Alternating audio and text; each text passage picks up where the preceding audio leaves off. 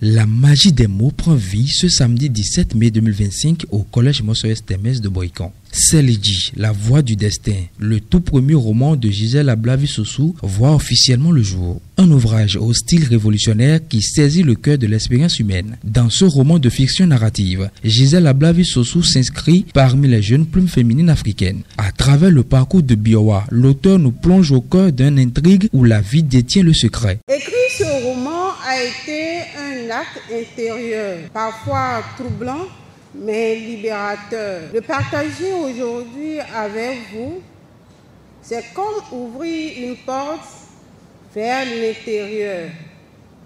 J'espère que vous y trouverez un écho, une émotion ou tout simplement le plaisir de la lecture. Merci de votre présence, de faire partie de cette naissance littéraire. Et merci d'être là. Cet ouvrage de 195 pages, préfacé par le regretté Jérôme Carlos, journaliste et écrivain, est passé au crible par le docteur Moïse Magbondé, spécialiste en littérature africaine. C'est la première fois que je suis invité à présenter une œuvre littéraire écrite par une femme. Le titre de ce livre prend racine dans la langue fongbe, langue synthétique et la plus parlée au Bénin.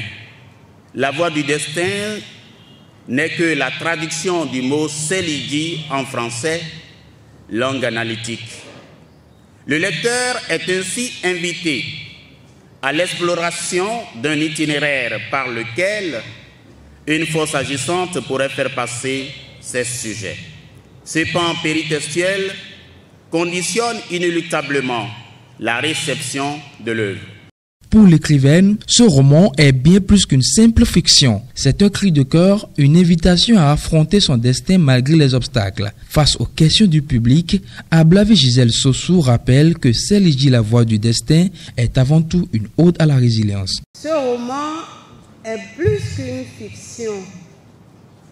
C'est un chemin intérieur, une traversée de questions, de doutes, de pensées et peut-être pour vous une invitation à explorer ce qui lie les êtres au-delà du temps et des hasards. Parmi les invités, certains n'ont pas caché leur émotion face à ce roman qui interpelle chacun sur la capacité à tracer son propre chemin malgré les obstacles. Les images, les sensations, les émotions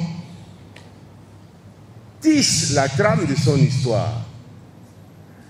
Et je m'attendais à avoir un narratif traditionnel, habituel.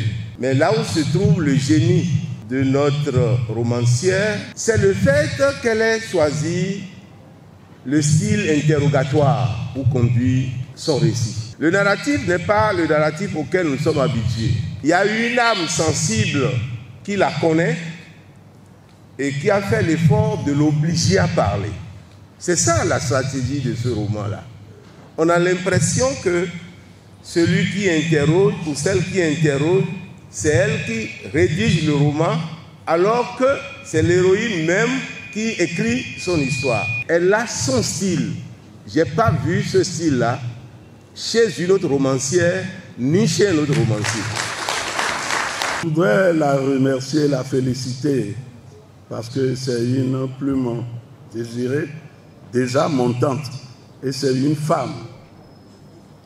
Il faut les accompagner. Ce n'est pas facile, parce que l'écriture est une œuvre hautement cérébrale. Madame Sossou, elle est avec nous depuis quelques années. Et ce que nous avons retenu d'elle, c'est que c'est une dame laborieuse. Cette année, pour nous faire sortir ce roman, on ne peut que l'accompagner. Selidji, la voix du destin, est une œuvre à découvrir absolument pour ceux qui croient que le destin est avant tout une question de choix.